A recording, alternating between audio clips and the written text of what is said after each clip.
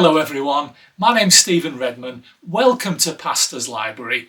This is the channel where we discuss everything to do with theology books. Today I want us to talk about a great book by Michael F. Bird. Michael Bird is very well known in the theology world. He interviews N.T. Wright most weeks for the Ask N.T. Wright Anything podcast, and he has written quite a range of really good books.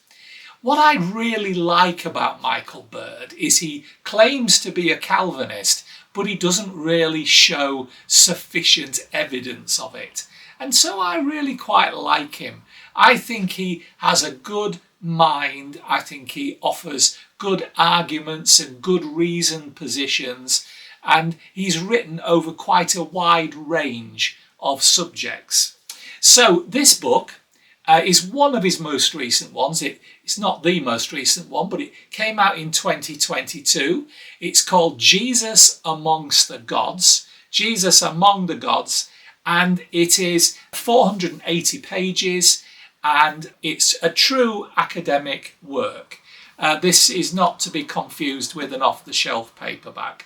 There are lots of footnotes. There are lots of small print in those footnotes, which is why I'm just putting my reading glasses on now. It has a 30-page bibliography, and it has an index of modern authors, an index of ancient authors, and an index of ancient sources. Although, funnily enough, it doesn't have a general index. And I think that is a way you're seeing a little bit in some academic books now.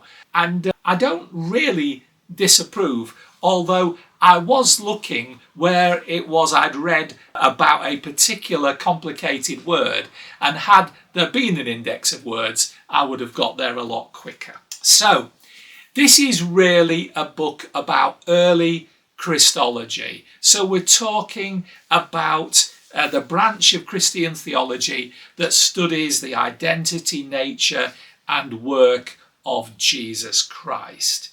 And what he's really saying in this book is that early Christians placed Jesus among the gods, but uniquely so. The Bible was written at a time where every culture had their gods. The Romans and the Greeks had a pantheon of gods. The Jews had come from an Egyptian background where there was another pantheon of gods. And yet the Jews had Yahweh. They had one unique God. And so what Michael Bird has tried to do in this book, what I believe is a very effective attempt to do this, is that he places Jesus in the thinking of people that understand a range of gods, a pantheon of gods. And he also challenges the modern assumption that ancient people had a strict divide between God and not God, which is actually much more a modern idea. So what he shows us is that the Greco-Roman world had high gods like Zeus/Jupiter, lesser gods, and deified heroes, people like Hercules, divine rulers like Caesar, and sons of God and miracle-working holy men. Second Temple Judaism also had a single supreme God, Yahweh, and exalted intermediary figures like wisdom, like logos, like angels, and a flexibly but fiercely guarded monotheism. Bird argues that early Christian claims about Jesus fit within this ancient divine ecosystem, but they also reconfigure it. After reading this book, you will no longer ask what's the difference between Arianism, Sabellianism, the Ebionites, the Theodotorians, the Valentinians, and the position of the Nicene Creed. Amazing, isn't it? Amazing what you can learn if you try. All of these groups affirmed the divinity of Jesus, but they differed on how Jesus acquired it, how he manifested it, and how it relates to the divinity of the Father. So all of these are issues in the book. It doesn't actually have a lot of chapters, But with 480 pages, it has got a lot of information in it. And I have to say that some of the pages have got past half of them, half the depth in footnotes. So he goes on to examine the Christology that has been proffered by James Dunn, by Richard Borkham, by Chris Tilling, Martin Hengel, Maurice Casey, Larry Hurtado, Andrew Chester, Adela Collins, Emma Wasserman. And some of those are people that I have read a lot of. Some of them I hadn't heard of until I picked up this book.